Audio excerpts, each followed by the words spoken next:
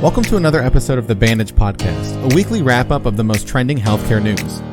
Each week, join me and my co-host Alex Ross as we'll discuss the latest in healthcare, health IT, and compliance.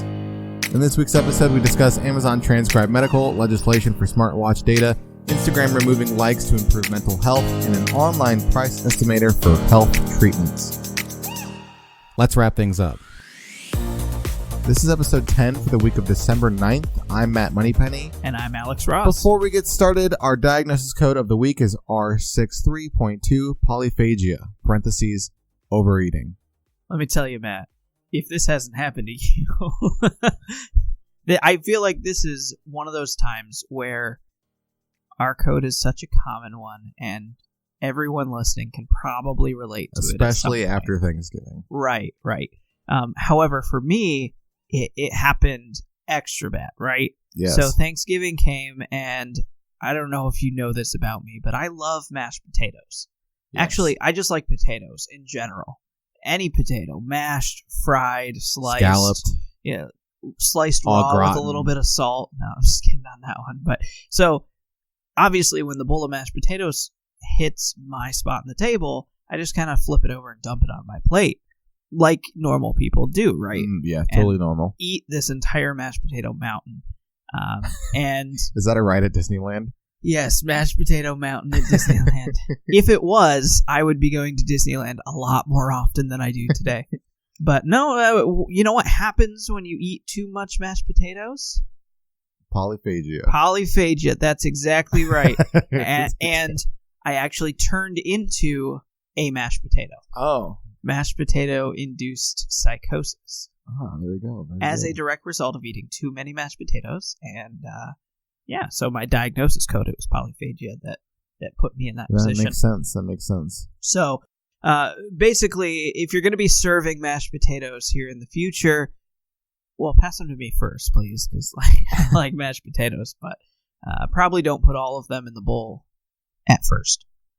All right, with that, let's get into the news. Another amazing health development from Amazon. Amazon is introducing Transcribe Medical, a virtual medical scribe, so doctors can spend more time with patients and less time taking electronic notes. It transcribes doctor-patient interactions and plugs the text straight into the medical record. The tool is available for Amazon Web Services customers, also known as AWS. This AWS software is designed so it can be embedded in any device or app via an application programming interface. Matt Wood, Vice President of Artificial Intelligence at AWS, said the service is HIPAA compliant right out of the gate. This is, Amazon, again, just another big push by them to get into the health field, and I think within the next year or 2 years from now, they will be a serious player in healthcare across the board. Oh yeah, they're definitely involved in healthcare, a lot, especially for major organizations today. I'm interested about this product though, because it's talking about patient-doctor interactions, and I guess there's kind of two questions I have here. The first one is it necessary to have verbatim notes about your conversation with the patient? Mm-hmm. I mean, maybe that'd be helpful in some circumstances, but I'm imagining that, if every doctor transcribes every conversation verbatim for every patient in the country, we're going to end up with a ridiculous amount of transcriptions. Yeah. For, what purpose? Right. It might be a little bit easier for them to go back and revisit the notes and then delete out stuff that's not important than it is to just sit there and worry about taking notes while they're talking to the patient. And also, everyone knows that doctors' handwriting is ineligible, so illegible. I'm guessing that was the beginning of the conversation. Hey, how can we help doctors take notes so that it's useful for literally anyone else? But, yeah, exactly. And then the other question I have, I guess, is how does the software identify the difference between the doctor's voice and the patient's voice? That's true. It's a good point. Is it, I've used transcription software. Mm-hmm. At one point I had written something very long, but I hand wrote it and I needed it typed up and I didn't want to type up the whole thing, so I used a transcription service. And halfway through that, I'm reading to my microphone and it's transcribing it, and one of my friends walks in and says, "Hey man, do you want to go to dinner?" And it just kept right on going. "Hey man, do you want to go to dinner?" So it says that it's going to include things like punctuation automatically, which is great.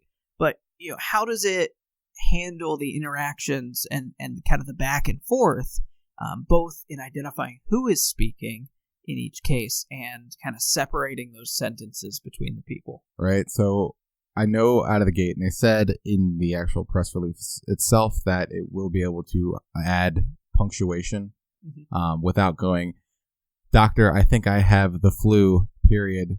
My tummy hurts, comma, I'm vomiting, comma, and I'm coughing a lot, comma, period." So that's good. But who knows? That's definitely me when I'm trying to. At the end of the day, I think the entire goal of this is just to save doctors time. Obviously, doctors' time is extremely valuable, and hopefully this is something that will be helpful, and if not, maybe something will come out of this that will be more helpful in the future. I guess the question is, what's the cost? Would it be cheaper to just hire like a court transcriber to sit there in the room and click, click, click, click, click, click, click? Doctor raises hand with stethoscope. Next up, legislation is watching out for your data. Some U.S. senators are working on legislation to stop the sale of health data recorded by smartwatches. 1 in 6 Americans wear a smartwatch, but they can't track what happens next to their health data. Google's Project Nightingale made people realize that the medical data they thought was theirs is being shared with many. Currently, the law protects all interactions between patients and doctors, but it doesn't protect health data recorded on personal devices. That's why Louisiana and Nevada senators introduced a bill that would protect patients' health data on their smartwatches. The legislation would give the U.S. Department of Health and Human Services the power to enforce it. This is, I think this might be overall a good push, but there is obviously some other sides that could be negative about it. It's a good catch by the senators in both states to figure out, hey, this isn't entirely spelled out black and white whether or not companies can take personal data from health devices such as smartwatches, because those hadn't existed about 5 years ago. So good catch on their part. So this bill is sponsored by Bill Cassidy, who is actually a doctor from Louisiana, and co-sponsored by Nevada Senator Jackie Rosen. It looks like it's going to offer similar protections to just about every other consumer-centric mandate where it requires some kind of opt-in. Yeah. I guess my concern is that nobody reads the terms of service anyway. Of course not, no. And so I don't know if this bill will actually do anything in terms of protecting people's data, just because as you install a new app on your phone. You install, let's say, the Fitbit app, and the first thing that happens is it pops up all of the permissions. It's like, allow access to camera, allow access to files, and you just kind of click through. You're like, I just want to see my Fitbit app. Allow access to health data marketplace. Yeah, it's right. going to be one of those options. So I could see this not making a huge difference. Maybe the next bill that needs to come out is the transparency in terms and conditions. Yeah, it's definitely a good push overall, because it might light the fire under the government and say, hey, like, we need to start thinking about what we're doing with health data with all this extra technology that's being added so very quickly. So I don't know if anything's really going to come out of it right away from this one particularly, but in the future something will happen. So right, and go check out the bill for yourself. Like I said, Cassidy is the sponsor of that bill, and I'm sure it has some more details. Though perhaps what they're doing though is giving this authority to the Department of Health and Human Services. They're setting it up for the future, where that department is going to be able to institute some kind of changes. Right. I think of like the Bureau of Alcohol, Tobacco, and Firearms. Like, they are somewhat autonomous nowadays. They get to make certain decisions and decide how to enforce things. Mm-hmm. Obviously in relation to the law, but there's even some things that we don't legislate specifically anymore because that department handles it, and they have people who make those decisions in a nice little bureaucratic, no votes involved kind of way. Right. So perhaps that's what we're setting ourselves up for. Next up, we have Our Mental Health Doesn't Like Instagram. Instagram is removing the like button to help with mental health issues surrounding the popular social media app. Users could previously see the number of likes on others' posts, but now they will only see the likes on their own photos. Excessive social media use can cause sleep disruption, productivity loss, and interpersonal conflicts. Repeatedly checking social media for online interactions activates the brain's reward system similarly to other addictive behaviors. CEO Adam Mosseri said that anxiety and social pressures that come with the app are becoming more acute, particularly with young people, particularly in the mobile-first world. The goal is to depressurize Instagram and reduce anxiety by minimizing social comparisons. I'm glad that we're talking about this, and it appears that even the CEO of Instagram is involved in this conversation, right? Because I might have said that 10 years ago that this is not the kind of thing that they would ever consider. They wouldn't take it up. And so kudos to the people on that team who started this conversation. Mm-hmm. I've always said that my dream job is actually to be a design ethicist. Like that. That sounds like a wonderful job. And a lot of people are like, what the heck is that? What is a design ethicist?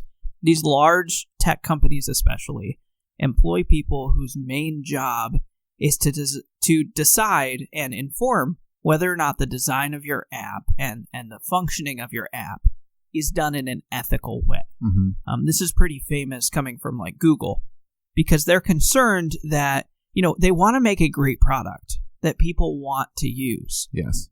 But at the same time, they are taking responsibility for providing an app that you want to use it because it provides some value to you, and not because you have been conditioned in an addiction type way to want to keep returning to that app and interacting with it in some way.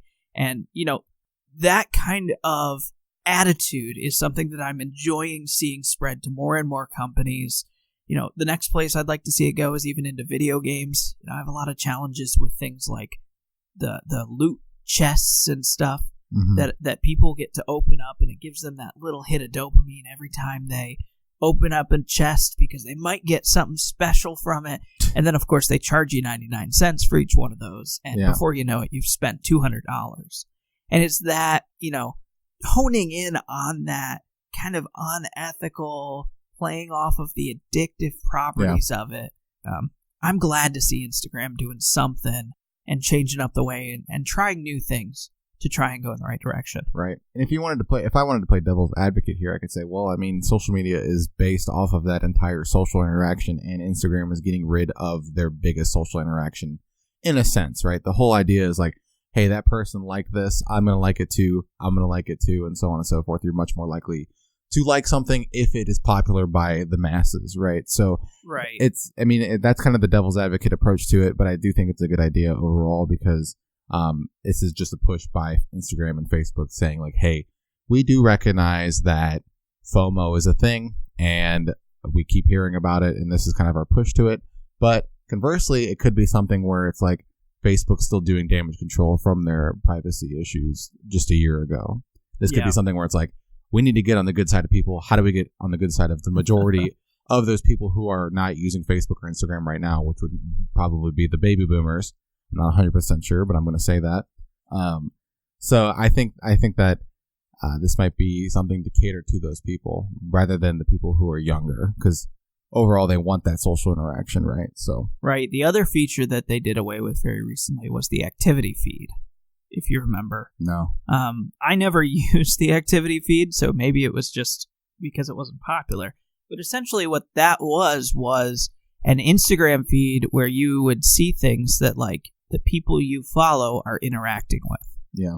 And that was a great way to discover new things, but it posed some challenges in terms of, there could be some ethical issues there, especially if you're like a marketing person and you're looking at what your target demographic is doing and trying to figure out how to cater to them and seeing their exact activity, something like that. Well, perhaps the other option is they took it away because they wanted people to pay for it. Oh, that too, yeah. Hopefully not. But, likes has been a core part of social media in general.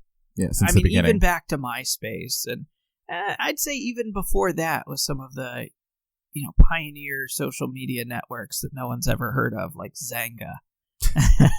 I think my Zanga still exists. Don't look for it. Actually, I don't think it is. I'm pretty sure I deleted it like 4 or 5 years ago when I remembered it existed, so I went on and deleted it.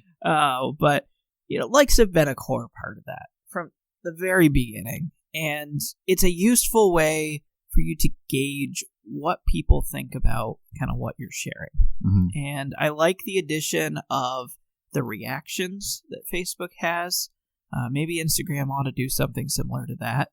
Yeah. Letting people interact with it through the likes in a different way. It's not just like, oh, heart. It's like heart, but also I could be questioning this. I could be excited about this. I'm upset about this. Yeah, so. Right.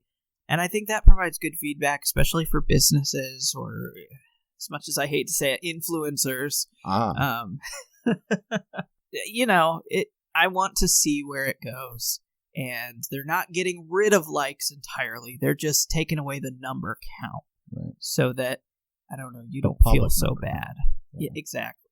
Like, I probably get as many likes now as Rihanna. How could you tell? Yeah, I'm definitely a huge social influencer. I only have 3 followers, but, Next up, so how much will that treatment cost me? Health IT vendor Recondo Technology proposed a price transparency to University Health. This tool is a self-service online price estimate embedded on the University Health website that anyone can use. Patients input a few pieces of demographic data, the procedure code, and their insurance policy number. An accurate estimate of their out-of-pocket costs is then generated in under a minute. The vendor also has a price estimate solution that works within the EHR from Epic or other hospital information systems. University Health first used that system, which laid the groundwork for deploying the online price estimator. It is the same technology, but now patient-facing. Yeah, price transparency, there's been a huge push in that in the health IT space for a while now, but it's really, really tricky because there's so many procedure codes, and it's really hard for patients to figure out what their procedure code was in the first place, and it's different based on every single healthcare insurance that exists in the entire world. So it's literally millions and maybe even billions of combinations of prices for specific things, which gets very, very dicey. What I'm interested about is the procedure code aspect, right? Like patients input a few pieces of demographic data. Sure. I mean, your name, your social, where you live, all that stuff. The procedure code, that's probably not something that someone knows offhand unless they're given to it by their doctor or on their medical statement. But the medical statement tells you what you owe anyways. So that's kind of confusing there. And then insurance policy number is something that you usually have with you in your wallet or something like that. So the only thing that's kind of a challenge here is procedure code that I see. Right.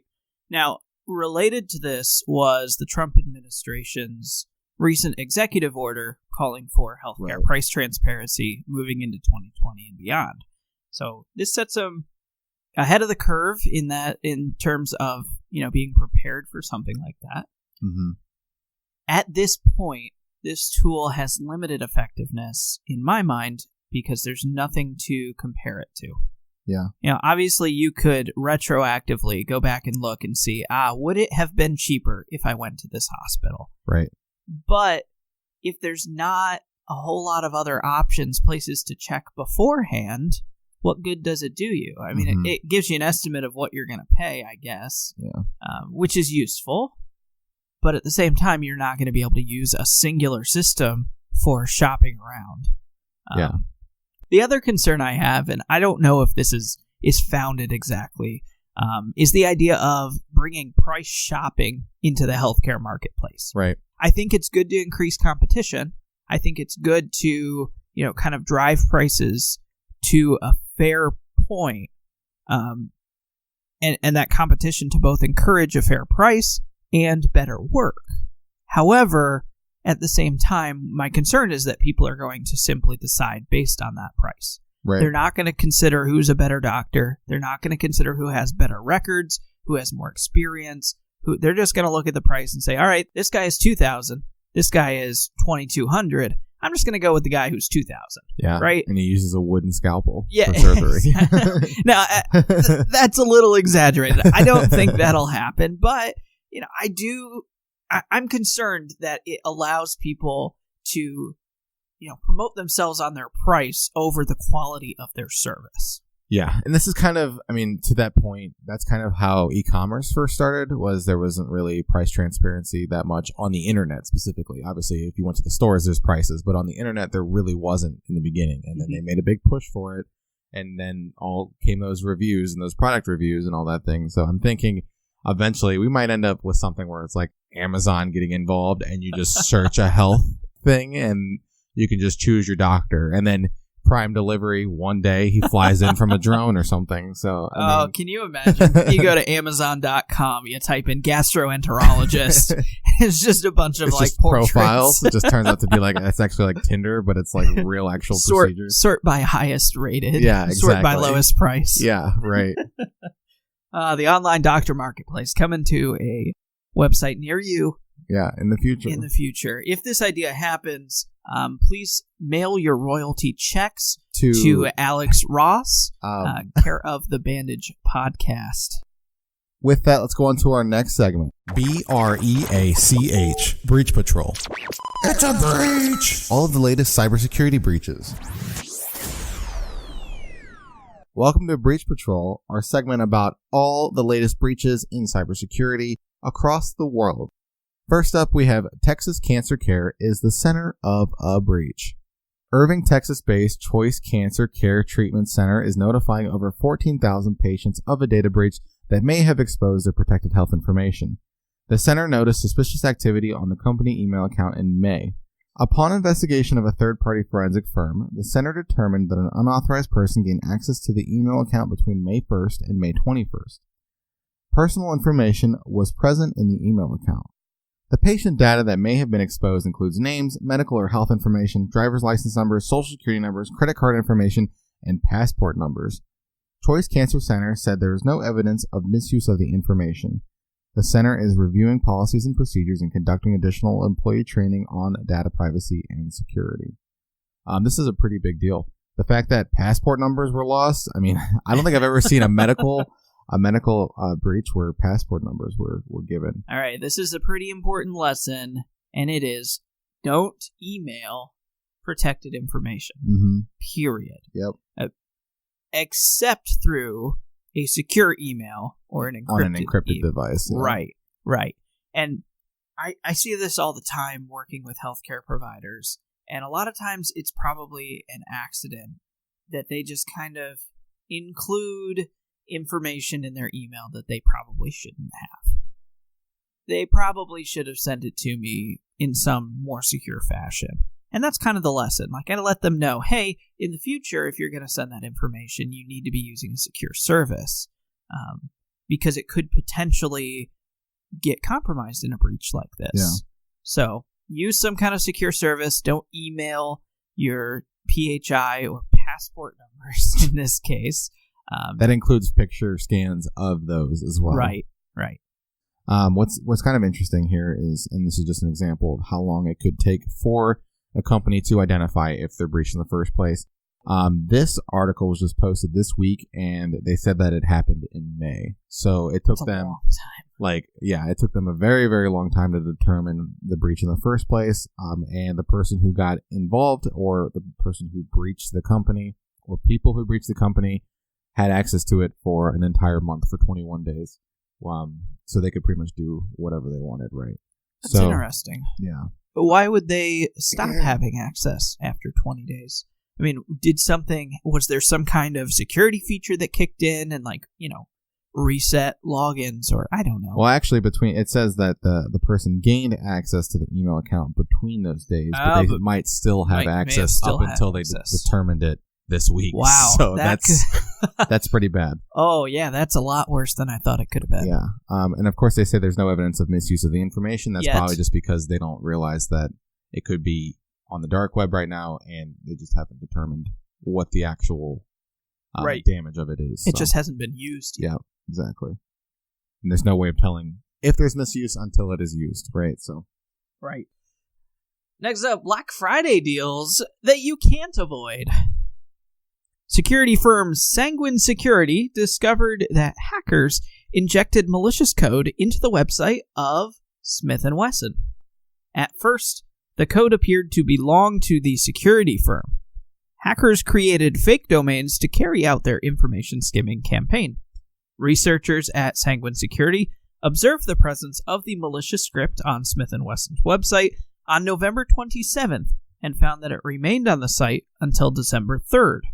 The hackers may have used it to skim payment card information from their checkout page on Black Friday.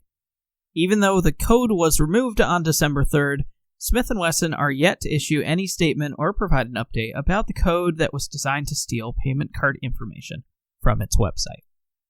What's interesting here and smart by the person who injected the code into the website in the first place is that they chose Black Friday specifically because they knew of course, that there is a vulnerability on this website and all the users that go to this website will, or at least the majority of them, will visit this website to purchase something or browse online and enter some type of code. So, see, it mentions that the code appeared to be from the actual security company, right? Mm-hmm. And then the next thing they say is that they observed the presence of it on November 27th, before Thanksgiving. So at that point, did they see the code and they're like, oh no, that's fine. That's totally our code. And leave it there over Black Friday before they went, whoa, wait a minute. Wait, never December mind. 3rd, and that's not actually, our code. Yeah, right. Certainly, if you shopped at this site, check your credit card statements and make sure that things are all in order and, maybe even lock it down for a little bit. Turns out weapons for self-defense actually don't protect you from a security breach. So right. Next up, Nebraska Medicine now hiring after firing employee for data breach. Omaha-based Nebraska Medicine began notifying patients on December 3rd of a security incident that may have exposed protected health information. During their routine EHR audit in October, Nebraska Medicine found that an unauthorized employee was wrongly viewing patient health records. This occurred between July 11, 2018 and October 1st, 2019. The employee was immediately terminated. Patient data that may have been exposed and viewed includes names, dates of birth, medical record numbers, social security numbers, driver's license numbers, clinical information, lab imagery, and physician's notes. That is a long length of time. Yeah, well, it's an over employee. A year. July 2018 to October 2019. Yeah. And then they just decided, oh, never mind. This was not good the entire time. Yeah, so when it comes to this type of breach, it's really hard to identify it because it's the employee, and you want to err on the side of, hey, the employees are doing what they're supposed to do, right? This could have been something where maybe the employee was maliciously doing it and trying to gain some sort of information or get some sort of leverage on somebody that they know personally, that they know goes to this Omaha-based medical company. But what really comes down to is you need to just train your employees and make sure that they know what they're doing is right and what they shouldn't do, right? What kind of employee are we talking about here? I mean, is this a nurse or is this the janitor? I mean, obviously one of those may need access to certain health records and the other one may not. Yeah. There are actually two positions open, though. The first one is this position that was vacated, and the other one is sending out all of those breach emails. Right. And another important takeaway here is they only discovered this because of an EHR audit, which basically means they were looking at who was accessing their EHR.